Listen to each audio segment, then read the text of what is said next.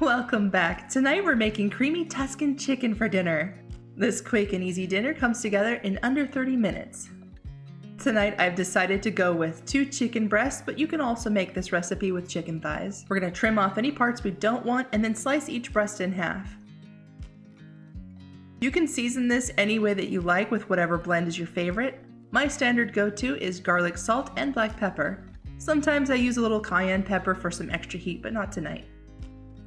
To a pan over medium-high heat, we have a few tablespoons of vegetable oil. When it's hot and ready to go, place your chicken carefully into your pan and leave it alone for 4 to 5 minutes. Since we cut our chicken in half, it will cook a bit faster. While the chicken is cooking, we're going to dice up half an onion and a few garlic cloves. I would suggest only using about 2 to 3 garlic cloves if you want to keep this dish tame. But if you're as wild about garlic as I am, dice up as many as you want. Let's check on our chicken. Okay, it's ready to flip and we're going to leave it alone for another 4 to 5 minutes. Once the chicken is done, remove it from the pan and discard the oil. To the same pan, add in a couple pads of butter. Toss in your onions, and we're going to let this cook until the onions start to turn a little translucent. Add in the garlic. At this point, I also like to add in a little salt and pepper. Add in 1 regular sized can of diced tomatoes. Make sure to drain the can before adding in the tomatoes. It's fine if some juice sneaks in, not a big deal.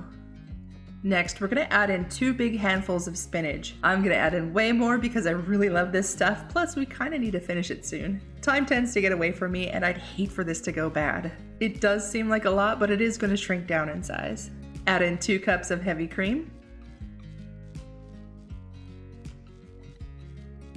To help thicken this up, we're going to take out a few spoonfuls of the sauce and add in 1 spoonful of cornstarch. Mix this together and then add it back to the pan. If you add in the cornstarch directly to the pan, the cornstarch will clump up and you'll just have a rough time trying to hunt them down and break them up. It's just easier this way and more controlled. Add in a handful of shredded parmesan cheese. I'm going to add in a bit extra and we're done. I added the chicken back into the pan to heat it back up a bit. I've made this dish twice and both times it never occurred to me that some pasta would be a great addition to this dish. Or rice would be good if you're not a big pasta person.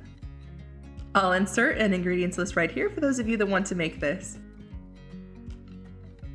Thanks for watching, and if you like this video, I hope you give it a thumbs up. Don't forget to subscribe so you don't miss out, and I'll see you all in the next video.